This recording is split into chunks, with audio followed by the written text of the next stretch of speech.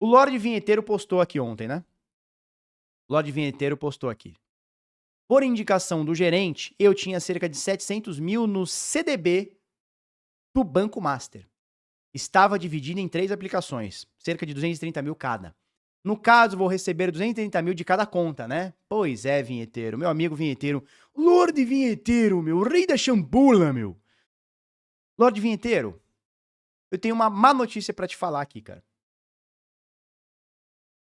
O FGC, o Fundo Garantidor, como é que é? FGC, né? Fundo Garantidor, como é que chama? Fundo Garantidor. Esqueci, cara. O FGC, o Fundo Garantidor, ele só vai cobrir até 250 mil reais por CPF e por instituição, e ainda, esse aí só se ferra, né? Tem o meu contato, cara, é só mandar mensagem pra mim. Ô Vinhetex. Vinhetex, inclusive, que recebeu uma one aqui nossa, fez um vídeo e tal, bem legal, né? Tá no canal dele. O FGC, o Fundo Garantidor... Anderson me mandou R$ 5. Obrigado. Barba, o que eu gostaria de reportar em uma trozoba a boca do Haddad. Você gostaria de reportar uma trozoba na boca do Haddad? Que isso, calma aí, Anderson. Fundo Garantidor de Carpano, Fundo Garantidor de Cu. Então vamos lá. O que o Lorde Vinheteiro, que poderia ter me ligado, né, e falado assim, Felipe, eu quero ganhar dinheiro, meu, como é que faz, meu? Eu ia falar, ô Lordão, seguinte, tu vai pegar essa porra desse teu dinheiro, comprar a buceta do Bitcoin, botar na OneKey que eu já te mandei, bota na OneKey, bota a tua seed aqui, aproveita, ó, Black Week, 15% de desconto e até 3 vezes no cartão, vai lá na ProHash, bota a tua seedzinha e fica tranquilo, cara, tranquilo, tá? Fica tranquilo. Mas não, ele, por indicação do gerente, ele tinha 700 mil no Banco Master, dividido em 3 aplicações de 230 mil. E aí, vamos lá, o Banco Central pediu a liquidação do Banco Master, ou seja, já era, o Banco Master acabou, ruiu, tá? Isso significa que todo mundo aqui se fudeu. E aí, o que... Carpano? E sim, um caralho enrolado num pano. Aí, o que acontece aqui, turma? A gente tem no Brasil um negócio chamado FGC, que é o Fundo Garantidor. Olha que gostoso, né? E o Fundo Garantidor, ele tem algumas regras. Primeira coisa, ele paga até 250 mil, caso um produto seja... fique insolvente, tá? No Brasil. Só que ele paga isso por CPF. Ele paga isso num limite de 6 meses entre um pagamento ou outro, ou seja, se o Banco Master pagar agora e você tiver 250 mil lá, ele te paga os 250 mil. E se você tiver um outro produto em outro banco que quebrar amanhã, ele não te paga no outro. Por quê? Porque tem que rodar pelo menos 6 meses entre uma pagança ou outra. E qual que é o problema? Qual que é o problema? O problema é que o último dado que eu tinha visto, acho que eu até cheguei a comentar aqui com vocês, o FGC, ele só tem de 2 a 3% do saldo que ele garante. Ou seja, o próprio FGC faz o que a gente chama de reserva fracionária, né? Então, assim, se quebrar 2 bancos ao mesmo tempo, o FGC não paga todo mundo. Então, no caso do Lorde Vinheteiro aqui, se ele tinha tudo isso no próprio CPF ou no CNPJ, ele só vai receber 250 mil. E os outros 550 aqui, 450 aqui, ficou para os caralho. Tá? Então, possivelmente, se isso aqui for uma verdade, a gente não sabe o que o vinheteiro ele faz para engajar e tal, né? Mas aqui ele só vai receber no máximo 250 se tiver tudo direitinho. Felipe, o que aconteceu com o Banco Master? O Banco Master é o seguinte, cara. Olha só. A operação da Polícia Federal cumpriu um mandado de prisão e busca e apreensão pelo país. Em paralelo, o Banco Central liquidou o banco, ou seja, acabou, né? Acabou. O FGC tem 150 bi. Os valores que só um Banco Master tinha era 3,2 bi. Não. Aqui, ó. Não, isso aqui era o patrimônio líquido do banco. A instituição possuía, no mesmo período, 86 bi em ativos e 83 bi em passivo. Certo? Então, se eles tinham 83 bi e foi liquidado pelo Banco Central, a dívida é 82 bi. Vamos supor que o FGC pague 100% da dívida. Se pagar 100% da dívida, metade do dinheiro que o FGC tem vai pro caralho. Ou seja, se amanhã quebrar outro banco do mesmo tamanho do Master, o FGC não tem dinheiro para pagar todo mundo. É claro que tem essa limitação por CPF, tem tudo aquilo. Então, desses 87 bi que eles devem, não vai pagar os 87 bi, porque, por exemplo, o Lorde Vinheteiro aqui tinha 700 mil, só vai pagar 250, ou seja, 550 aqui foi pro caralho. Né? 450, né? Foi pro caralho. Então, assim, quebrou 2 bancos, e o Banco Master é um banco pequeno, tá? Banco privado pequeno. Quebrou 2 bancos, o FGC não tem dinheiro pra pagar todo mundo. Pode rolar uma insolvência em cadeia, pode rolar. Pode rolar. Então, continuando aqui, só pra gente entender em 10 passos, tá? A Operação Compliance Zero, a Polícia Federal deflagrou nesta terça-feira, ontem, a Operação Compliance Zero, que investiga a emissão de títulos de créditos falsos por instituições que integram o sistema financeiro nacional. São apurados crimes de gestão fraudulenta, gestão temerária, organização criminosa, entre outros, né? E aí o que acontece? Pra gente entender, o dono do banco, que é o Daniel Vorcaro, que era conhecido como um gestor arrojado, né? É muito engraçado. Esses caras botam um terno, né? Pegam um microfone. Não, esse é um gestor arrojado. Na verdade, não é que ele era um gestor arrojado. Ele criava fraude. Ó, tem um fundo aqui que não existe o dinheiro e ele negociava esses fundos com a galera. Até que alguém descobriu, foi na Polícia Federal, foi na polícia e tal, e os caras investigaram. E ele foi preso indo pra Dubai. E muita gente tá dizendo que ele tava fugindo. Mas ele não é que ele tava fugindo, não. Ele tava indo negociar a venda do banco. Ou seja, no Brasil é assim, né? O cara cria um negócio, frauda pra caralho, fica trilhardário, e aí quando vê que vai estourar, ele vende pra outro e passa a batata quente em diante, né? E aí o que acontece? Por que eu tô falando sobre o Banco Master? Por que eu tô falando sobre o Banco Master? Aí a defesa fala que a viagem era relacionada a processo de venda, que eles vão colaborar com as investigações, né? Falar aqui sobre as BRBs aqui do banco, papapá, tudo direitinho, né?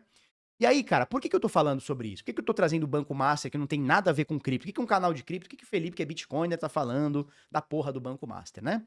Por que eu tô querendo te dizer isso? Porque o Banco Master, ele é um banco autorizado pelo Banco Central. Ou seja, ele teve uma licença comprada pelo Banco Central. Teve uma autorização do Banco Central. Para ele operar um fundo, ele teve a autorização da CVM, a Comissão de Valores Mobiliários. A Anbima, que está fiscalizando, estava lá bonitinho olhando para ele. A Receita Federal, que fiscaliza entradas e saídas financeiras, o fisco brasileiro, estava de olho no Banco Master. Permitiu o Banco Master até hoje fazer o que faz. A B3, como é que é? Bolsa Brasil Balcão, né? A B3, ela autorizou fundos da Master a operar na Bolsa Brasileira. Olha quantas autarquias e entidades governamentais eu citei aqui. Banco Central, CVM, Anbima, Receita Federal, o que mais? P3, CVM, já falei CVM? Olha quanta gente permitiu que o Banco Master pudesse operar. Quanta gente deu o aval, assinou uma licença para esse banco operar? Quanta gente? Quantos funcionários, quantos funsas não fizeram isso? Algumas dezenas, né? Talvez centenas. Então, turma, toda vez que um filho da puta fala assim, não, o mercado cripto, ele precisa ser regulamentado para proteger o investidor. Tá bom. Que investidor foi protegido por todos esses entes governamentais e autarquias que eu acabei de citar? Quando o Banco Master possivelmente está fraudando o sistema financeiro, talvez há décadas. Então, onde estava o Banco Central a dar uma licença para o Banco Master operar como um banco? Onde estava a CVM? Onde estava o Anbima? Onde estava a Receita Federal, que não apurou transações erradas? Onde estava essa galera? Onde estava o governo federal? Onde estava o CARF? Onde estava o COAF? Receita Federal, que se você mandar um DARF atrasado e você tá fudido, onde estava esse cara que estava fraudando bilhões na barba de vocês? Tudo com licença. Tudo com corpo jurídico, tudo assinado pelas autarquias. Então, que licença que protegeu o mercado financeiro? Que licença que protegeu o brasileiro, o investidor? Que licença que protegeu? Que regulamentação que protegeu? Quem foi a Receita Federal que protegeu o investidor? Por exemplo, aqui o vinheteiro que perdeu aqui 700 mil e vai tentar recuperar 250 via FGC. E milhões de brasileiros, milhões eu não sei, mas milhares de brasileiros vão entrar na mesma do que o Lorde Vinheteiro. Qual foi a licença que protegeu o investidor, o mercado financeiro, a bolsa de valores, etc. E aí eu vou além. Vou pegar esses mesmos entes, Receita Federal, COAF, Ambima, B3, CVM, Congresso Nacional, Governo Federal, Ministério da Fazenda, bota todo mundo no bolo, que permitiram, até 2 meses atrás, que 37 fundos do crime organizado operassem na Bolsa Brasileira. Foi pego, foi desmantelado brilhantemente pela Polícia Federal e a Polícia Civil de São Paulo e o Ministério Público de São Paulo. E pegaram 37 fundos na Faria Lima que eram operados exclusivamente pelo crime organizado de São Paulo, do Brasil, né? Que agora é global, não é nem mais só São Paulo ou Brasil. Todos esses 37 fundos tinham uma canetada da CVM, da B3 para poder funcionar. De bancos, porque o dinheiro precisa passar por algum lugar, o dinheiro não é mala de dinheiro. Num fundo multimercado, você precisa ter um custodiante, um liquidante, são bancos. Cadê os bancos que não identificaram transação financeira irregular e não apontaram para o COAF? Cadê o COAF, que fez vista grossa para tudo isso? Sabe o que eu tô querendo dizer, turma? O que eu tô querendo dizer é o seguinte: a licença, a regulamentação, a lei enrijecida, ela só serve para tirar a concorrência. E o crime organizado, o cara do Banco Master que fraudou, esses caras adoram essas leis bem rígidas, bem fortes. Sabe por quê? Porque um cara desse do Banco Master, por exemplo, se eu quiser fazer um fundo hoje, eu vou precisar fácil de uns 10, 15 milhões para começar a rodar esse fundo. Eu tenho? Não tenho, cara. Eu não tenho. Ou seja, o Felipe, que talvez tenha uma ideia boa, que talvez possa ser um baita de um gestor no futuro, pode ser um cara foda, foi ceifado porque não pode ter uma licença. Agora, 10, 15 milhões pro PCC criar uma licença, eles dão risada. 10, 15, 20 milhões pro... Como é que eu chamo o cara aqui? O Vacari aqui, Vorcaro. Daniel Vorcaro. 10, 15 milhões pra ele fazer uma licença e meter um fundo, criar um título errado, pra ele não é nada. Por quê? Porque ele junta uma mesa na Faria Lima de advogados de altíssima tarimba e fala: advogados, dá o pulo de vocês aí. Minha assessoria jurídica, meus 20, 30 escritórios de advocacia, me ajudem aí como é que eu faço pra burlar o sistema e não ser pego pelo COAF, pela Receita Federal, pela B3, pela CVM, pela Ambima e porra toda. Como é que eu faço? Aí vai lá os 30 escritórios de advocacia, quebram a cabeça, brilhantes advogados, caríssimos advogados, criam pra ele um organograma e ele simplesmente cumpre e fica 10, 15, 20 anos cometendo crime financeiro. Até que um dia, alguém que tinha que receber não recebeu, deu com a boca nos dentes. O cabeludo mandou R$5,01. Pois eu leio esse superchat. Ou seja, o crime organizado, que meteu 37, cara, não foi 1 ou 2, 37 que pegaram, tá? Se for ver, tem o dobro ou o triplo ainda. 37 fundos multimercado estavam na Bolsa Brasileira. Você poderia hoje entrar numa XP, numa Orama e negociar. Alguns, tudo bem, são fundos de cota única e são fechados, mas boa parte deles você podia hoje, estavam autorizados pela CVM, pela B3, estavam lá na XP, na Orama, na Clear, para você ir lá e negociar. Ou seja, irmão, a regulamentação protegeu o crime financeiro? Protegeu o cara a criar produto inexistente? A regulamentação, a lei, a licença protegeu que algum investidor ou que o sistema financeiro fosse atacado por lavagem de dinheiro dentro de fundo multimercado do crime organizado? Protegeu alguém no final das contas? protegeu apenas os fraudadores, os lavadores de dinheiro e o crime organizado. Por quê? Porque, como eu disse, esse cara tem 10, 15, 20 milhões pra montar um fundo, porra, isso aí pra ele não é nada. O Banco Master juntou lá uma cacetada de advogado e fraudou com a regra debaixo do braço. Então, a licença ser cara, ser difícil, ser morosa, ser custosa, proibiu alguém de cometer crime? Não. Então, cara, por que nós estamos discutindo licença? Por que nós estamos discutindo regulamentação no mercado cripto? Se quem quiser fraudar, vai fraudar com a regra debaixo do braço. Se o cara quiser fazer uma pirâmide, ele vai fazer a pirâmide debaixo do braço. Se ele quiser lavar dinheiro do crime, ele vai lavar com a regra debaixo do braço. Por que nós estamos falando de licença das VASP, as DEVASP, né? Sei lá como é que vai chamar. Por que nós estamos falando da licença cripto no Brasil? Custando 8 milhões de capital social integralizado. Por que nós estamos falando sobre isso? Alguém consegue me explicar? Me dá alguma explicação plausível por que nós estamos falando sobre regulamentação de criptomoedas, de Bitcoin, do mercado cripto no Brasil? Se o dinheiro já está lavado dentro do sistema financeiro tradicional através de bancos, através de fundos, através de posto de gasolina, de loja do Boticário, mais de 100 lojas do Boticário, de construção civil e o caralho. Fraude dentro do banco, é um banco cometendo fraude. Não é um carinha que, pô, vamos criar um negócio. Não, é um banco, velho, é um banco brasileiro. Um banco brasileiro cometendo fraude. Então, esse arcabouço fiscal, regulatório, todo cabuloso, que todo mundo está implorando para ter, isso está ajudando quem? Vai ajudar quem? Vai melhorar a vida de quem? Sim, a pergunta é a própria resposta. A pergunta é retórica. Todo mundo sabe a resposta.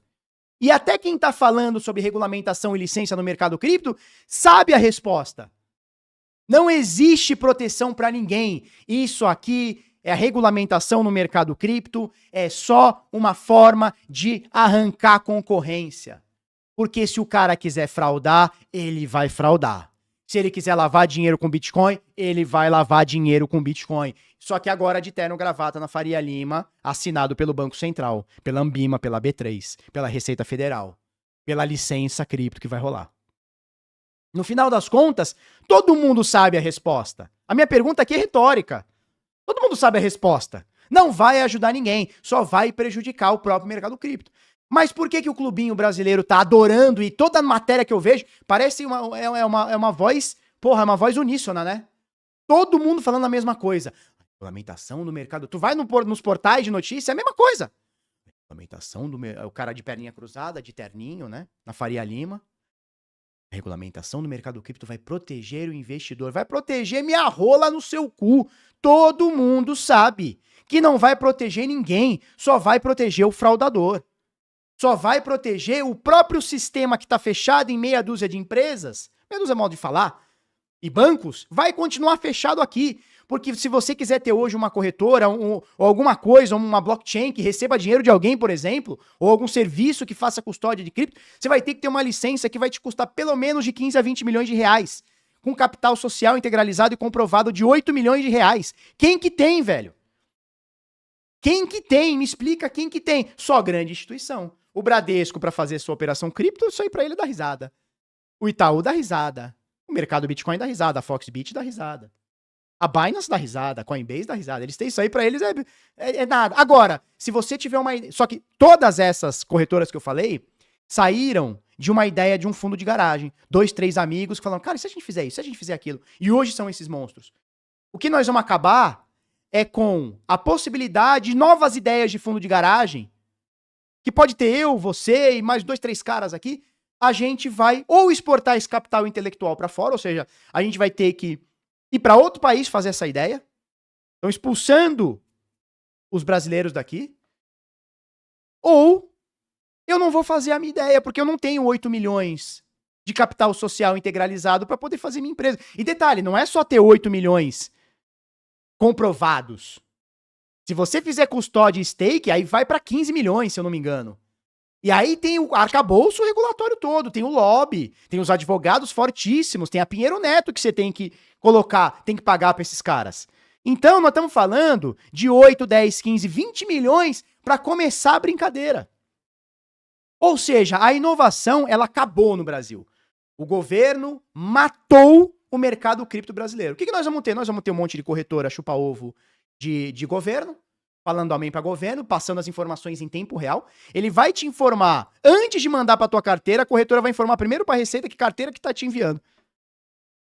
Entendeu? Então nós vamos ficar com meia dúzia de corretora chupa-rola de governo, os próprios bancos, que são os mais chupa-rolas de governo do mundo, vai se fechar ali em meia dúzia de cara, 4, 5 players, 10, 20 players, e ninguém entra, ninguém sai.